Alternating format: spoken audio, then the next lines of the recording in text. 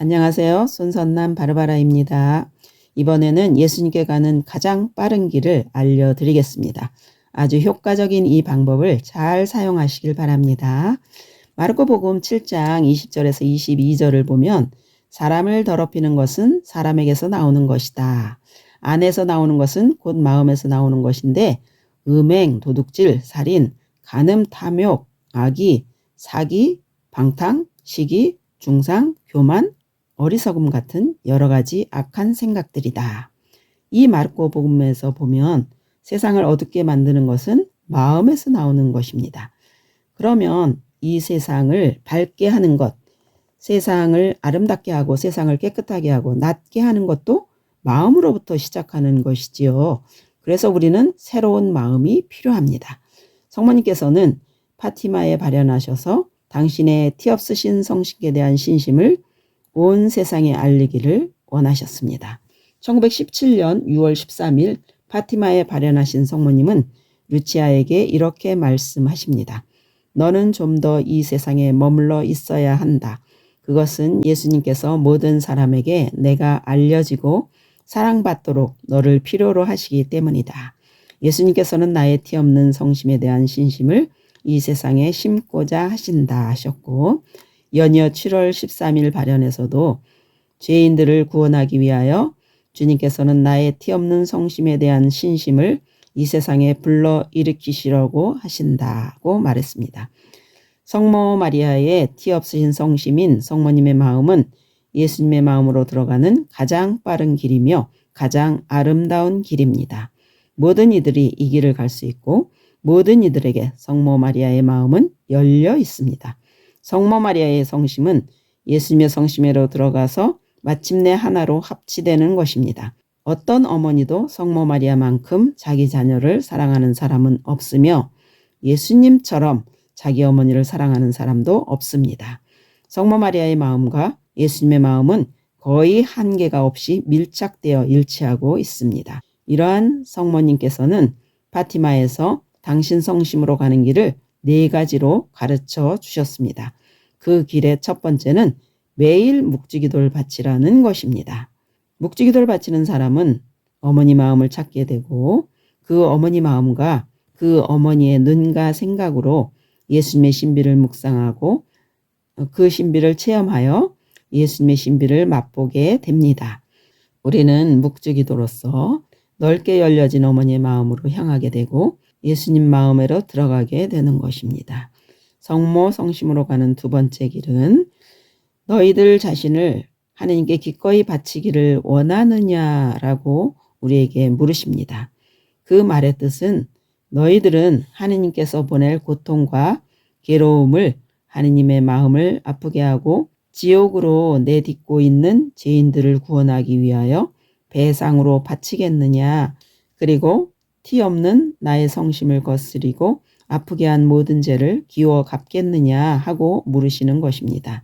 이 말씀은 사도 바오로가 한 말과 비슷합니다. 골로사이 1장 24절 나는 여러분을 위하여 기꺼이 고통을 겪고 있습니다. 그리고 나는 그리스도의 몸인 교회를 위하여 그리스도의 남은 고난을 내 몸으로 채우고 있습니다 했는데 이 시대를 보십시오. 그리스도의 남은 고난이 얼마나 많겠습니까? 루치아, 히아친타, 프란체스코는 어린 자신들의 몸으로 너무도 많이 남은 고난을 채워드렸습니다. 이 어린이들에게 경찰은 발현은 거짓이라고 말하지 않는다면 끓는 기름 속에 넣겠다고 협박을 했지만 그들은 그 고통을 견뎌냈습니다. 또한 파티마의 비밀을 말해달라고 독촉할 때도 침묵으로 견뎌냈습니다. 결국 이 어린이들은 감옥에 갇히게 되었고 어린 히아친타는 엄마가 보고 싶다며 울었습니다. 어린 히아친타는 가장 가까운 엄마까지도 자신을 버렸다고 생각했기 때문입니다. 그때 프란체스코와 루치아가 달래면서 이 희생을 예수님께 바치고 이 모든 것을 죄인들의 해결을 위해서 참아받자고 말했습니다. 감옥에서 히아친타는 자신의 목에 걸었던 성모님 패를 벽에 잘 보이도록 걸어달라고 옆에 있는 제수에게 청했고 다른 제수들에게도 함께 기도하자고 청했습니다. 처음엔 쑥스러워들 했지만 하나둘씩 무릎을 꿇기 시작했고 이윽고 그들 모두가 무릎을 꿇고 경건한 마음으로 묵주기도를 바쳤습니다. 성모님께 가는 길 세 번째는 성모님은 티 없으신 당신 성심에 우리를 봉헌하기를 원하십니다. 베드로라는 신부님이 있는데요. 묵주기도 군단을 만들고 소련 군인들이 비엔나를 철수하게 한 유명한 분이십니다.